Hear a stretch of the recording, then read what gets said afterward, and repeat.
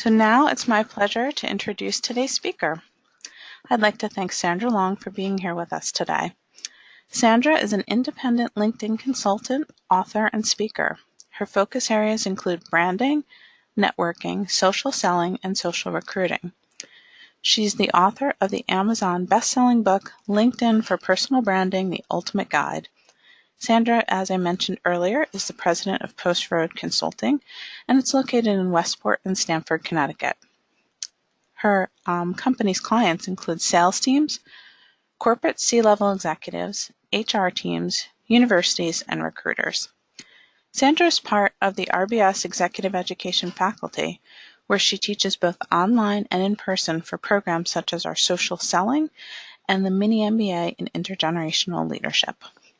Sandra, why don't you take it from here? Well, hello, everyone. I'm so happy to be here, and I hope that you are enjoying your lunch because we are now going to be focusing in on personal branding with online profiles. I'm thrilled to be working with Rutgers again. I've enjoyed coming to the campus. I've enjoyed everyone I've met, both staff and students alike. So we're happy to be here today for this lunch hour presentation. So thank you for joining. I want to start off by really talking briefly about what is personal branding. What is the concept of personal branding? Now, this particular definition is from Wikipedia, but I do want to say my favorite part of this definition is that they call this an ongoing process. So they say personal branding is essentially the ongoing process. And the reason I like that terminology is that I hear so many people talk about creating a personal brand. It's as if they're, creating something and then, that they're making something from scratch or that they're building something. And for me, and I think for most of us, the idea of it being an ongoing process is really important. So one of the things I'm also going to mention about our time together is we're going to spend a few minutes asking some questions. So you're going to be actively involved with us. And we're going to start right off with getting a poll up and asking your opinion of personal branding. And that will give me a good sense about the audience. So Margaret? So we're ready to launch our poll? Yes, we are. Okay, here we go.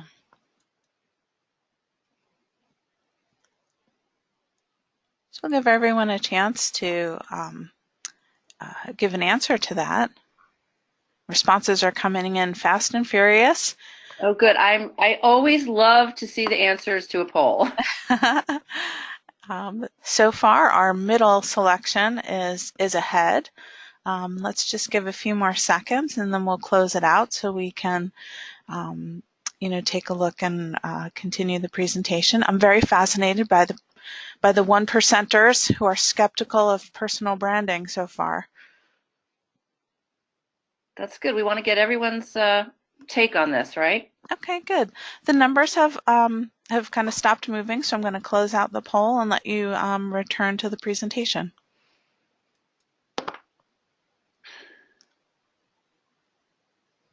Great. Are you seeing the results? Oh, yes, I am. There we go. Perfect. Okay. It looks like I'm working on figuring out my brand is the winner of this poll. And after that, I have a strong brand, but I'm figuring out my best approach. And Margaret, can everyone see the results or is it just me? We'll have to ask our audience because I can certainly, as an organizer, yes, I'm seeing people log into questions indicating they absolutely can see it, which is great. Okay, so 5% has a strong brand and online presence, and 1% is skeptical of the concept. And so I respect all answers, and it kind of gives me a framework. I want to really encourage this article that's, believe it or not, probably the best article ever on personal branding. And I guess the surprising thing about this article is that it was written in 1997. It's still very relevant, and it's the Tom Peters article called The Brand Call You. And I would recommend this for everyone, and especially for the 1% skeptical people. I think it would really be interesting because remember, about 1997, This was before social media.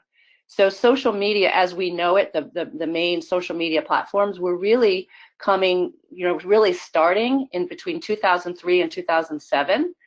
So this really helps you really think about positioning yourself, and also, how the whole idea of this managing the perception of yourself.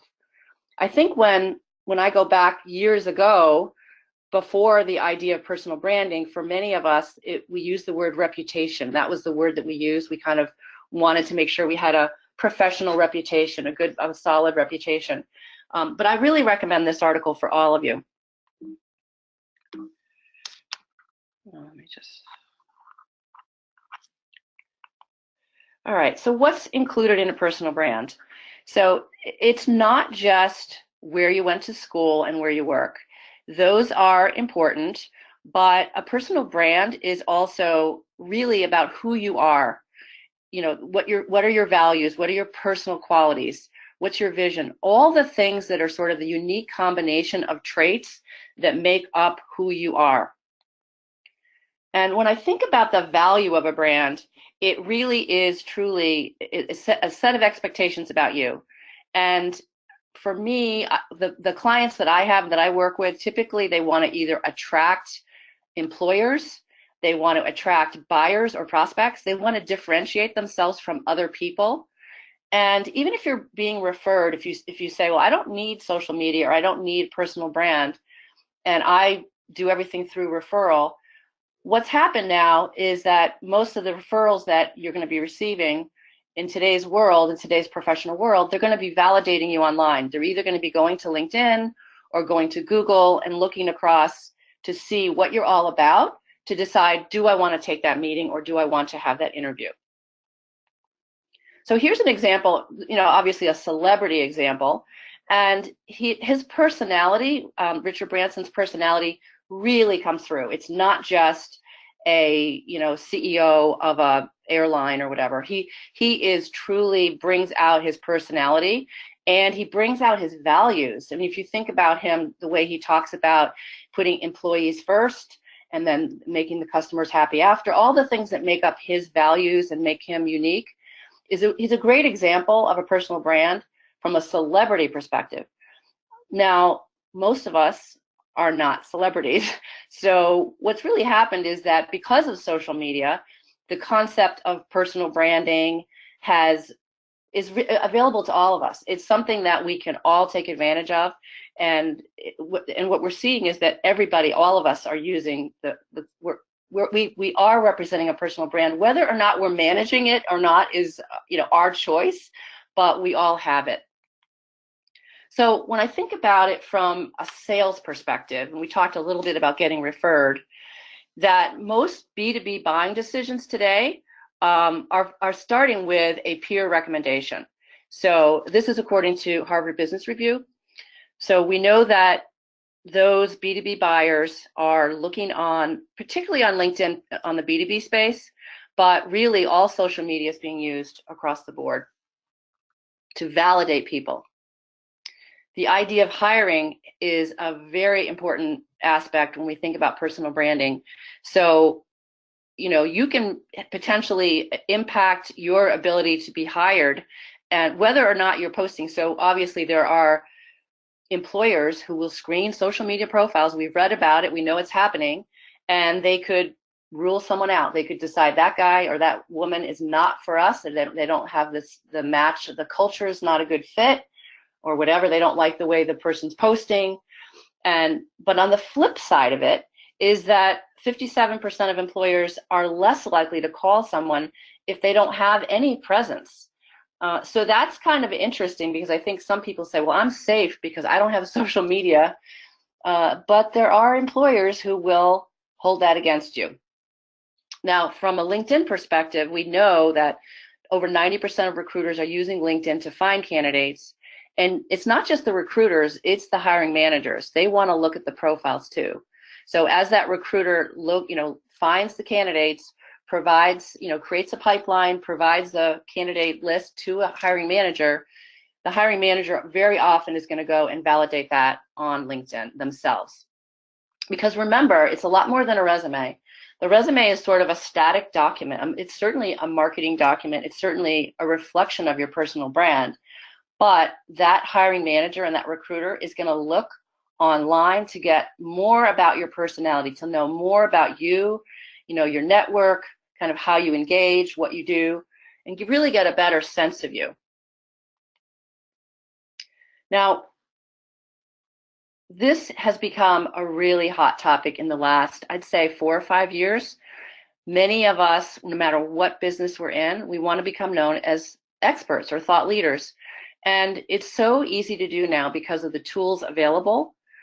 And it's not just social media. When you think about what you're doing, and I like to think that your personal brand on social media should really be in tuned, and it should be in sync and cohesive with whatever you're doing in real life. So ask yourself, are you a speaker? Are you podcasting? Are you writing? Any of these things. Maybe you're mentoring or helping.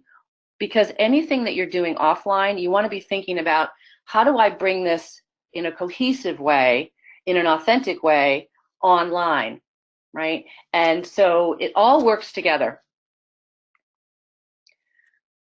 Now, we're talking here today about us as individuals, but truly it's important to sort of put us in perspective that we often work for companies. We might work for, we have employers. It could be a company, it could be a nonprofit, it could be a university. We also attend university. Some of us here on the line are students at Rutgers or other schools. So there's other associations, association schools, nonprofits, et cetera, that have a presence. And to kind of understand, I think it's important to understand the ecosystem of how they work together. So, all of the organizations that you're interested in, or that you're a part of, or that you're a member of, or you attend, have a presence. And it's really a good idea to understand, where are they on Google, LinkedIn, Twitter, et cetera, particularly if you're active with these social media sites, because maybe there's some great intersection. There could be some great content. There's some great networking. There could be some really good engagement that you could have by understanding your online brands that are connected to you through the organizations that you're interested in. All right, so what about you as a person? Let's take a poll here, Margaret, and find out what's the #1 social media platform for your personal brand for this audience. Okay, the poll is launched. Let's see, everybody. Oh, LinkedIn by a country mile so far.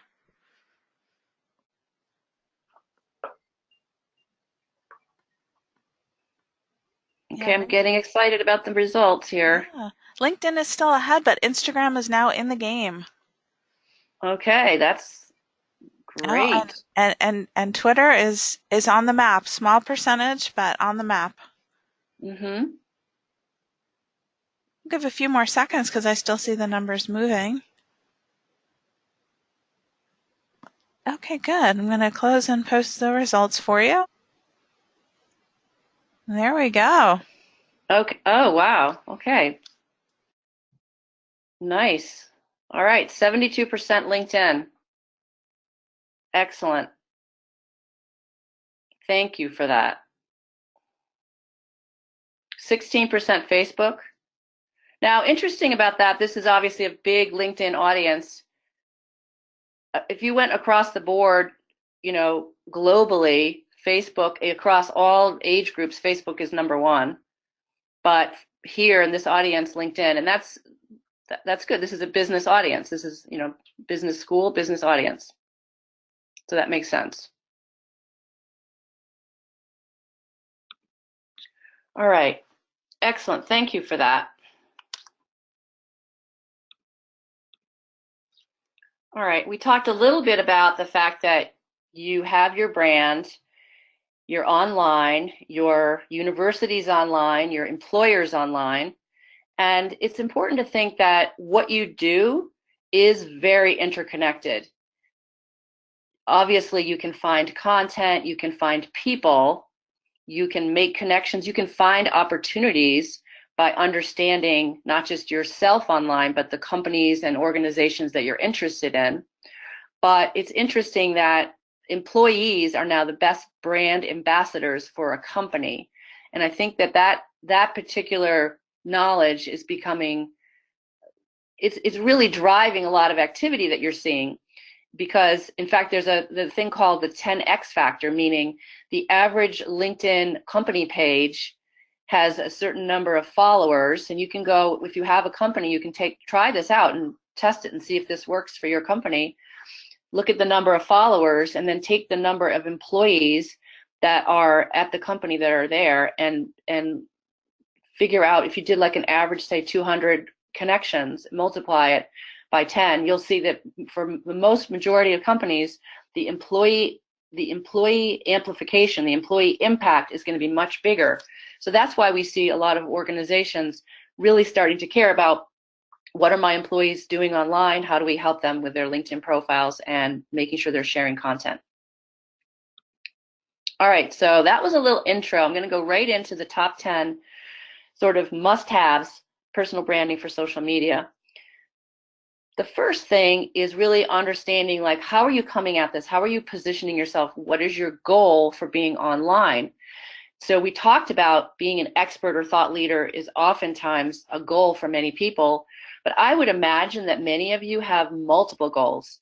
So if you take a look at this list, you could be a job seeker, you could be an employee of a company, you could be a university executive or a business executive, and you also might be looking for a new position, right? Or you could be a grad student while you're an employee. You could have multiple gigs. So a lot of these things, I'd like you to think about kind of who you are, so that you're able to really best position yourself as you go through and create your profiles.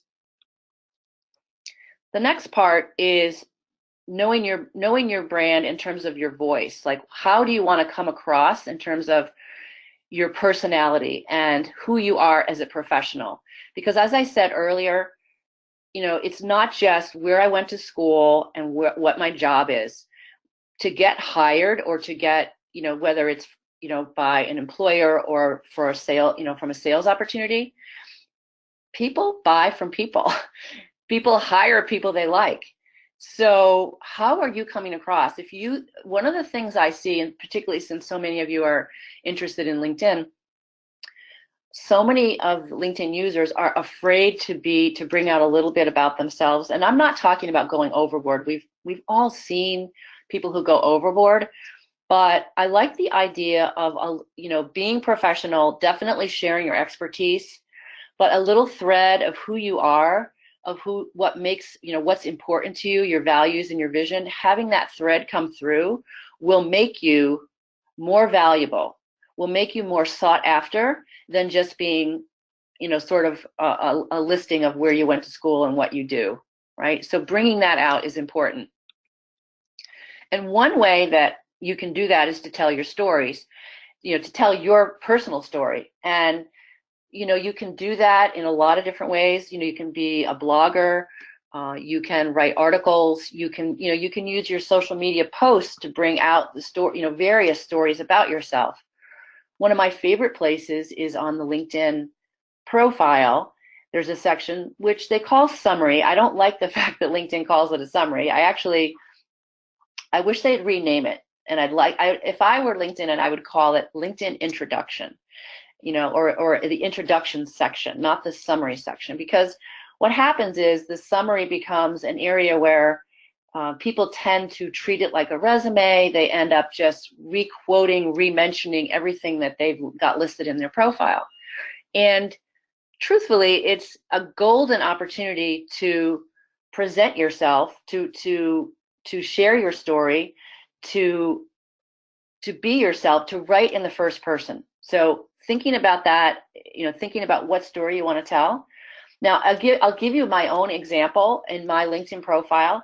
The first paragraph, I write about being an early, I guess you could say, pioneer woman in sales. And I talk about what that was like. And I try to tell that story, not that I'm trying to be boastful, but I'm trying to share, it's actually sharing the personal story of what I learned. And the reason I do that is many of the people that hire myself and my company, they are leading sales organizations. So when they read that I had that I have the deep sales expertise and background, and I tell it in a story, it gives a little credibility. So rather than coming onto your profile and saying, I'm great at this, which I would never do, I tell it as a story, and they can kind of warm up to me and kind of get to know me. So that's the idea of telling a story. Now, I just mentioned that I know that people that come to my profile are either VP of sales, head of HR, CEOs, university people come to my page. So I think about who is interested in what I teach and what I talk about and what I write about, who's interested in my book. And I want to know, where are those people? Who are they? And where are they? So for me, just like most of the audience, most of my prospects are on LinkedIn, but you have to decide. Some of you may have prospects that are on Instagram, that are elsewhere, Facebook, etc. So thinking about your business and your career, you need to really understand where they are, and that's where you'd spend your time. Now, point number 5 is consistency. This is important.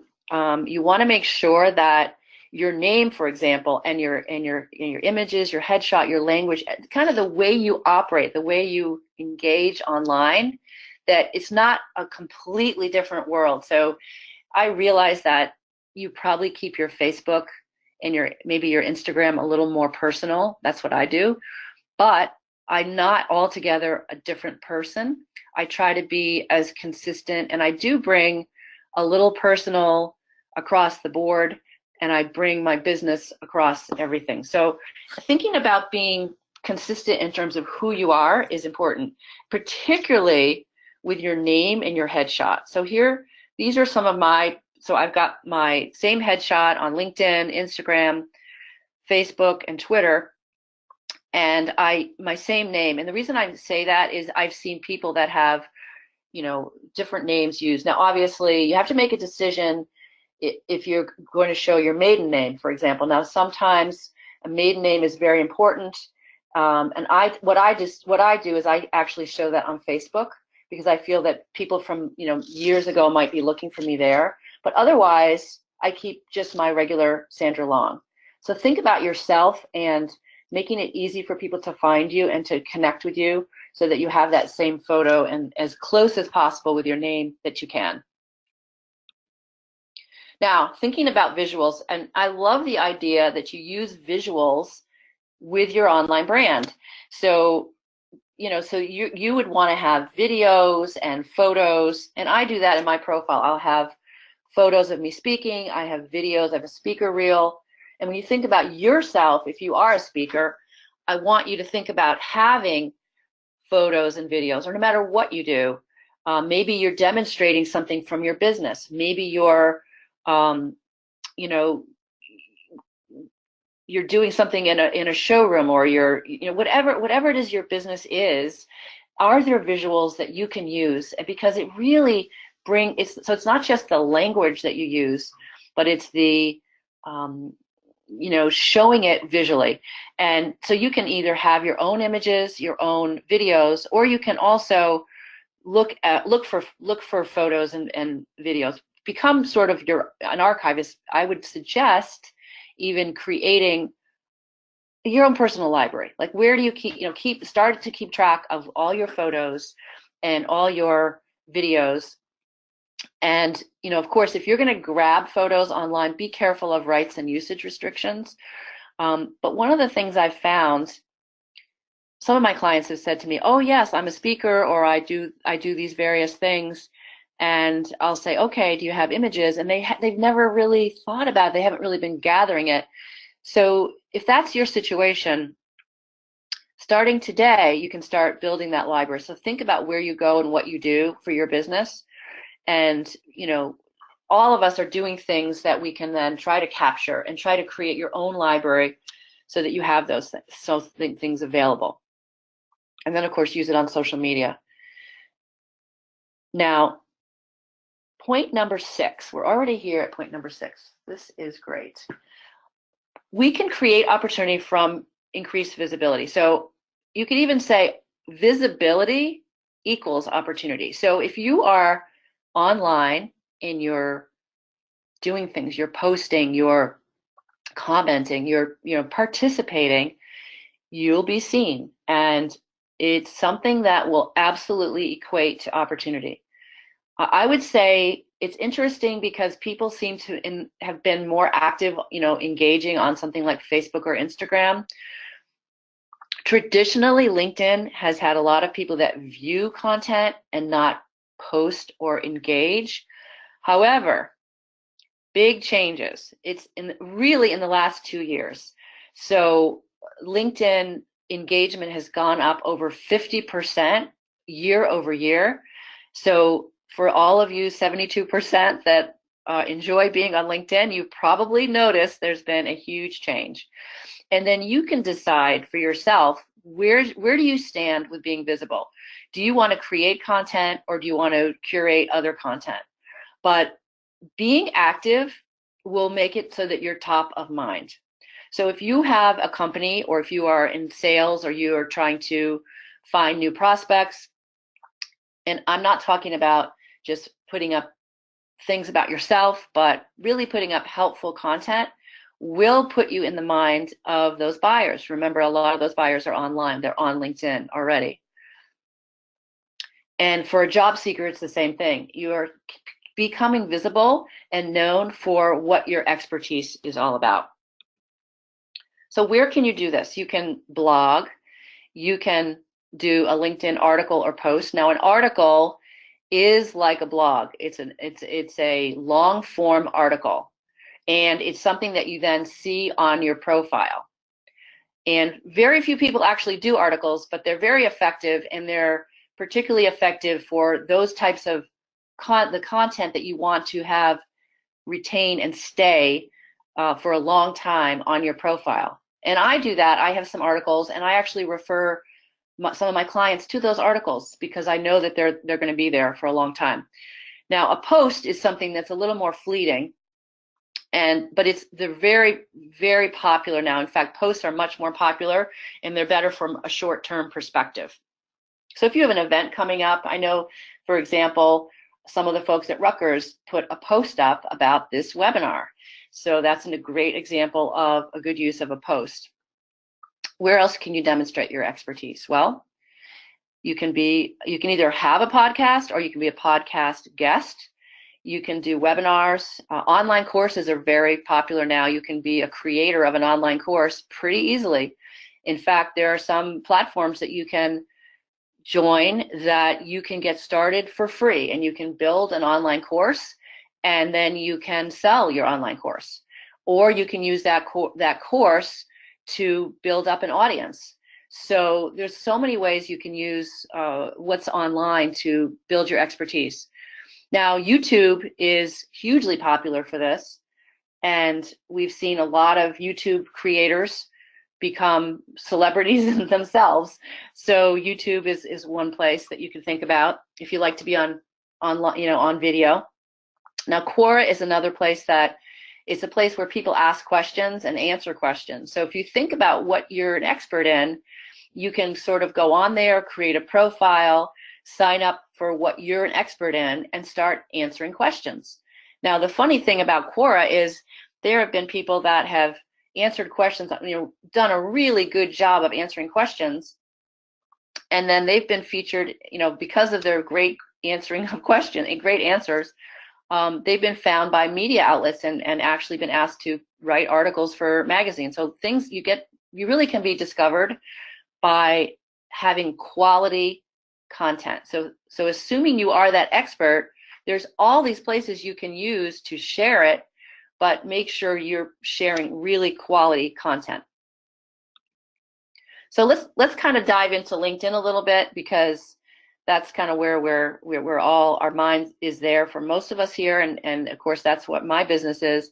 And I tell people, being a creator is one thing, and we're also going to get into being sort of a curator and not a creator. You need to think, do I want to create content? Is that something I want to do? And if so, these are some of the ways you can do it. So the first one, the posting or status updates, we talked about it briefly, but that is something that is really the most popular. That's what's gained a lot of traction. We see it in multiple ways. You can see a post. Sometimes they have a link in them. Sometimes they have just straight text, or they have an image. It used to be, when you go back to the beginning of LinkedIn, a lot of link posts where they link to a URL. And I really don't recommend that now. I recommend that you actually just do text, or text in an image, because the algorithm of LinkedIn is not favorable toward just sharing links. So, and there's different strategies. You can add a link to a comment or something, the first comment. There's things you can do to get around it, but you want to try to get as much traction on your post if you're going to put the energy into it. Articles are fantastic for that evergreen content. Again, keeping these are the long form blog posts. Definitely, I'm going to recommend you have it over 500 words, if possible over 800. And I like the idea of having a nice image on the top, make sure you have a strong headline, and use images throughout. These are really powerful. Now, one of the reasons that I mentioned about how much engagement we have, I mean, the engagement is going crazy on LinkedIn, and it really, the native video was introduced in August of 2017, and that was one of the big drivers. I was lucky enough to get native video. They roll features out fairly randomly, but I was pretty lucky to get it, and so I've enjoyed doing the video. I don't do it as often as I would like to do it, but I particularly like doing 1-minute videos of other people and friends of mine that are doing something exceptional. I love doing that, and I'm in an organization, Association of Talent Development, where I do monthly meeting. We do monthly meetings, and I will post a 1-minute video of the speaker, and it gets huge traction. So think about native video. You do that completely on your phone.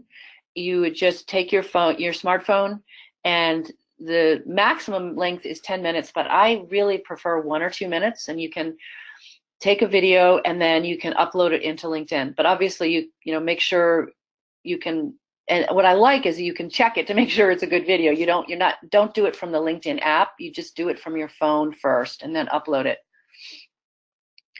All right, and then the fourth one is new. It's brand new, and I'm very excited about this.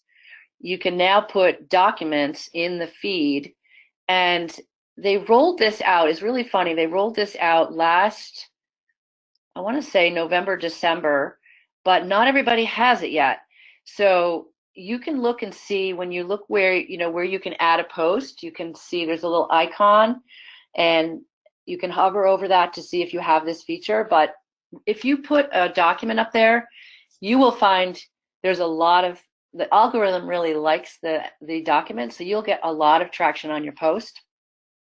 So be sure when you do that type of post, or any of the posts, you write a good message on top of whatever you're posting, and if you had the document, you write your message.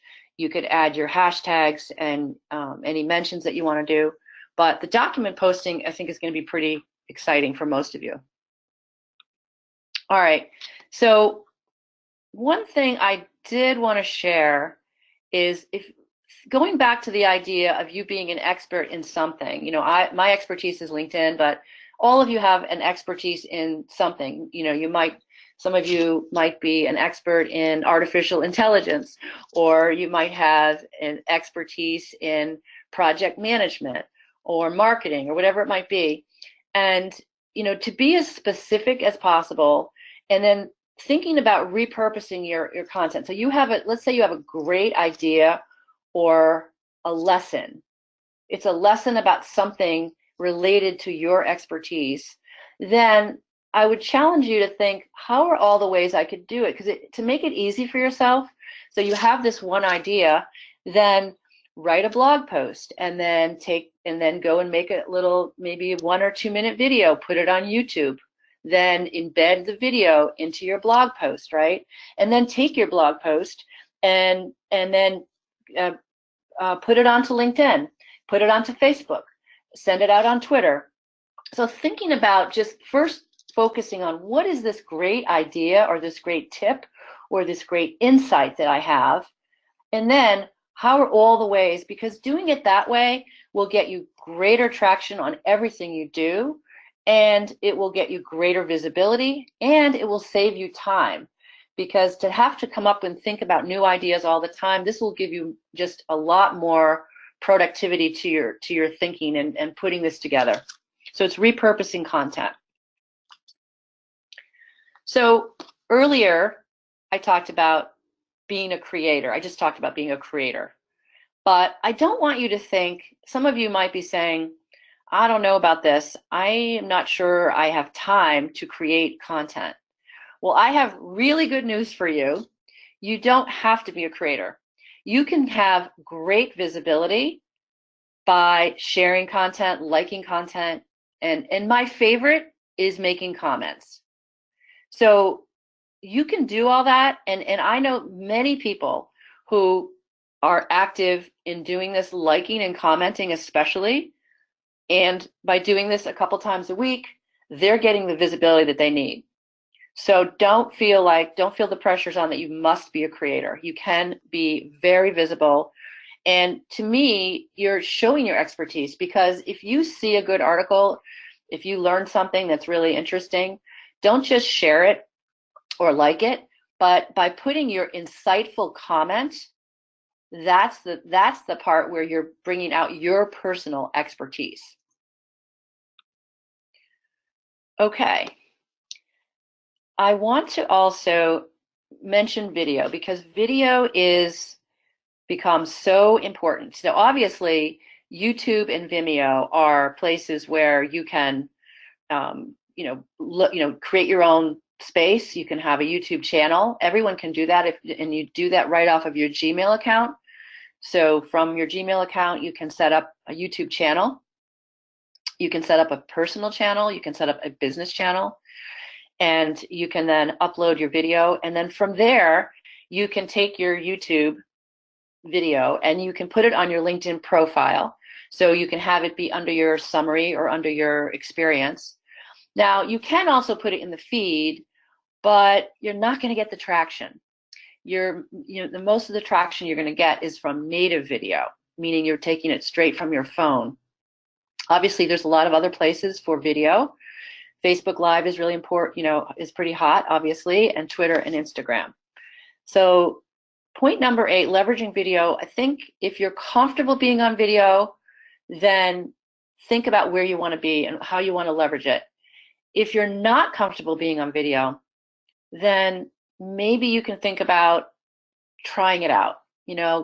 Push yourself a little, because none of us, the first time we're on video, no one's ever happy. I know that we always, it's kind of a shock when you see yourself on video. But if you haven't done it, play around with it with your phone, have someone video you, and you can really practice and make it something that can be really valuable for you. And just start small. All right, now we're ready for another poll. Oh, really excited to hear about how people describe themselves. I really can't, I'm really excited about this one.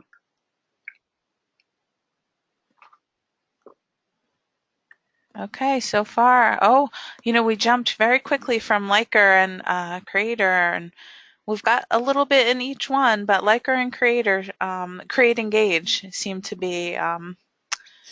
Right, we're trying, and some people, might just, be hopeful and want to do it in the future. Some of you are doing it. Some of you are just watching. Okay, I think the numbers have kind of stopped. It just, of course, as soon as I said that, I started seeing a few more numbers come in. So, all right, great. Let's share the results. There you go. Okay. All right, so 48% are likers, so they like and share.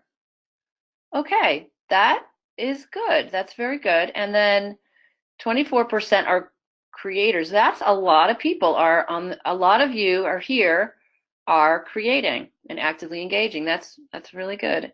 And then some of you are just creating only. All right. And yeah, we always see a lot of observers. I mean, that is, we see a lot of that. So maybe this will be a motivation for people that are observing. They're, maybe, I don't know.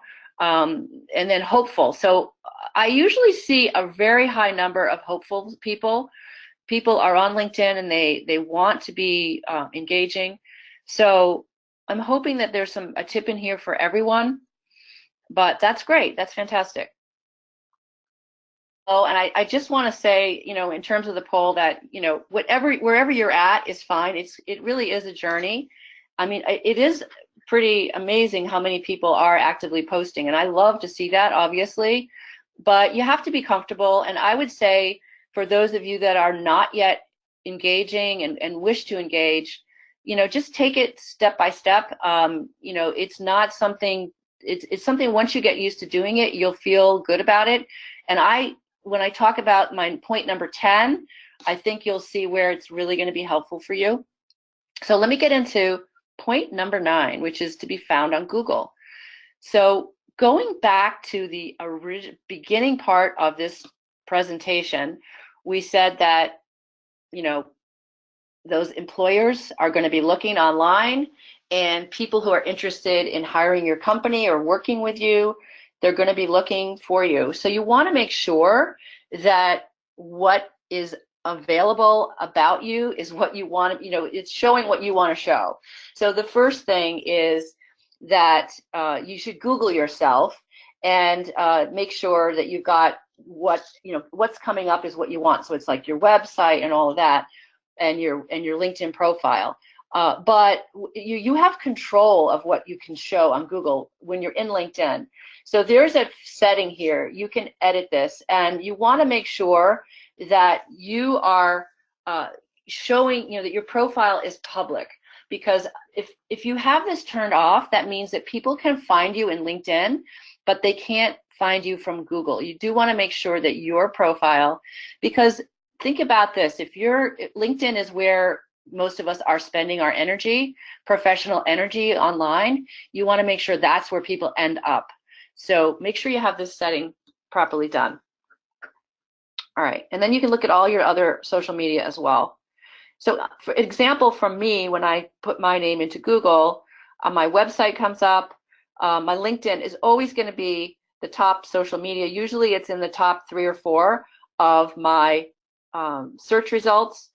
And then after LinkedIn, if you keep going down, you're going to see Facebook and Twitter and Instagram. So what does that tell you is that Google really likes LinkedIn. They're going to give you, so if your profile has to be optimized, meaning you need to have a complete profile with all the sections. So you can't, if you don't have education or experience, if you don't have all the fields filled in, and you don't have that turned on, you're not going to be as findable. So you want to make sure you've got it all set. So here's my point number 10, and I love this more than any, and that is to be a friend of others and lift other people up.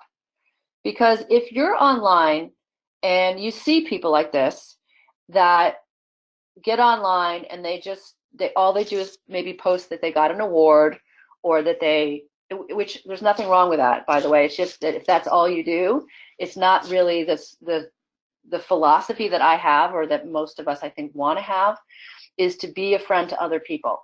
So so that person who's just posting about their awards, or posting, about their accomplishments, and they're not really paying any attention to other people. They're not looking to see what are my friends doing and my colleagues, and how can I support them, then they're going to miss out on the opportunities on LinkedIn. So the first part of being a friend is to have a strategic network, and being connected to the right people. And this is a whole nother presentation, but having the strategic network is very important. Being connected to those people that you know and wish to know. And then showing interest in others, trying to avoid bragging and boasting, because you don't really need to do it. You can be an expert and be helpful to people, and they will know that you're an expert. In fact, telling them that you're an expert is, I think, more of a turnoff. So you can do this very nicely I love to congratulate other people online. I was in Florida last week, and a friend of mine was running a conference, and my favorite thing was taking pictures of her and her partner, taking pictures, and then writing up this beautiful post, telling, congratulating them on this amazing conference. And to me, that's a great way to use your posting, is to congratulate your friends. And then, of course, writing recommendations, endorsements, kudos, posts, mentions. I did all of those things. My one friend, I wrote a LinkedIn recommendation. The other one, the other speaker, I did a kudos, which is a new feature that came out last year, which is a recognition post. So be the friend that you wish to be. That's a really easy way to get in, and it builds your network and it builds your credibility. So these are ways you can lift other people up. If your friend gets an award, or your friend writes a book, or they're in the news. There's lots of things that you can learn about, and be the person to add the comments, congratulations, or to be the one to post it. To go ahead and make a special post, take a picture of their book, or take a picture of their award, or whatever it might be, and say, great job. I'm going to give you a bonus tip. We did 10. I know we're kind of coming toward the end. I want to open it up to questions, but my bonus tip is to use hashtags. Using hashtags will help you find content, curate it, and also it's going to give you greater visibility on your posts. So that is my bonus tip today. All right, so to summarize, your personal brand is not just online. It's really connected to everything you do. And when you go meet people, and you're whether you're speaking or whether you're just walking into a room, meeting people, shaking their hand, it's all connected to your personal brand, and you want to make sure it's in sync with who you are online, and that your visibility is going to bring you more opportunity. And this is what Jeff Bezos says: your brand is what people say about you when you are not in the room. So here are my 10 points for best practices for personal branding, and your bonus point of using hashtags. So now I'd like to open it up. Margaret, if you have questions, this is a great time. Oh, that was a great presentation. Thank you so much, Sandra. Thank you. And we did get quite a few questions in the question box. Emily and I were trying to address some, and just so happened that sometimes people were already thinking ahead, so you were addressing questions that they asked, earlier. I'm not sure we're going to get to everything, so I'm going to ask you right up front if you would consider writing a blog or addressing some additional questions afterward if we don't get to all of them. Yeah, that sounds like a good idea, because that's actually a good source for me to get, find out what people are interested in. Oh, perfect. So one of the first questions that came in was asking for tips for someone who's an older beginner, and I translated that to be, not you didn't grow up with technology, not so familiar, not so, um, uh, just comes very easily. So some tips for the older beginner. The older beginner. Well, there's a lot of first of all, I want to say there's a lot of older beginners. I see them every day. And so know that you are not alone as an older beginner. And I also feel like you can, you just have to dive into the learning. You just have to focus on, learning. And I'd also say, don't feel overwhelmed. I just talked about a lot of different things. And for those of you that, I think it was 24% of you that were already very active here, this was a very different conversation than people that were beginners. So, for those of you that are just starting out, I would just start small. Pick out, first of all, I'd say, what is my brand? What do I want to be known for? What is my expertise? What is my goal? To start there. And this goes for whether you're older or younger. And once you determine, what is your goal, and what do you want to be known for, and what do you want to do, then thinking about where is your audience. So let's say it's on LinkedIn, you want to get hired or whatever it might be, then take it just one step at a time and start small. Start with one platform. If you're going to start with LinkedIn, then you need to focus on your profile. I mean, it's really very much starting, because everyone needs a good LinkedIn profile. I mean, I can't imagine that there's anyone that's on this webinar that would not need that. So that's, for me, a major starting point, is focus there, and don't get so worried about the Instagram and the posting and the articles. Don't right now, just start at the beginning if you're a beginner, and start, the beginning is the profile. So, Sandra, would you mind just toggling back to the previous slide? We have a couple of people who I think we're trying to furiously, scribble those down. Sure. All right. So I think that might address the most recent 5 or 6 questions. Okay. All right. So here's another one that I thought was interesting, and it's one that I myself seem to, kind of vacillate between. Balancing that professional and personal brand on social media. Okay, balancing personal and professional. Well, so the way there's a lot of different people have different opinions on this. I'll just say that. So I'm only going to give you my opinion. You will see by being online. You will see, and I'll talk about this from a LinkedIn perspective. I think you have to decide kind of where you're going to be. Your professional brand is going to be displayed, and for most of us, that's LinkedIn. And I like the idea, from a personal perspective, I like to have a thread of it in my profile. So I'm hoping that some of you will, after this presentation, come to my profile. You can follow my profile and you can see what I post and whatnot. But you can also read it and see, or you can connect with me if you send me a personal message. That'd be great. You can. I have a little bit about me as a person in my summary. Now, my posts, I have to say, on LinkedIn, my posts are really professional, but I give my personal opinion, my professional expertise. I don't post if I'm doing something personal, anything with family is always on Facebook for me. So you have to kind of decide where you want to, kind of how you want to do it.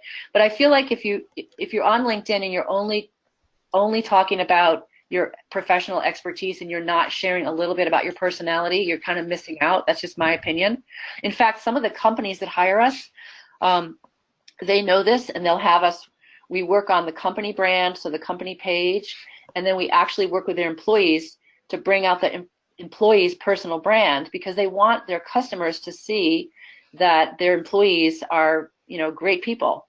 So it's something that's becoming, figuring out for yourself, and I'm hoping that is a helpful answer. Yeah, I think so. I think that's great. Um, okay, so I know we're not going to get to all of the questions because we're going to be respectful of people's time and, end at 1 o'clock as scheduled. So please keep the questions coming, because we are able to share these with Sandra. And I'm just going to, plow through on to the next one. And I hope you know what this means, because this has me very curious. Um, Someone asked about being an online ghost. Yes. Yeah, I think I know what they're talking about. So in the very beginning, when I talked about if you're not online, and remember I said I think it was something like 56% of employers will be skeptical of you if you're an online ghost, meaning you have no presence. I think that's what Gotcha. Okay, yeah.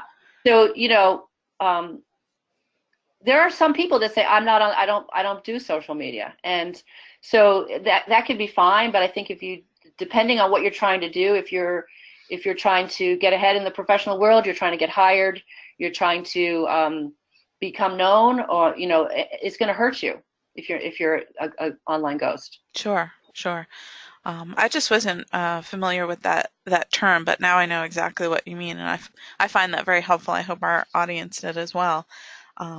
So our next question was about information on LinkedIn being truthful and how that applies to hiring practices. So I'm sure it's not the only thing that employers look at, and they're probably looking for things that are in conflict with what they received through other sources.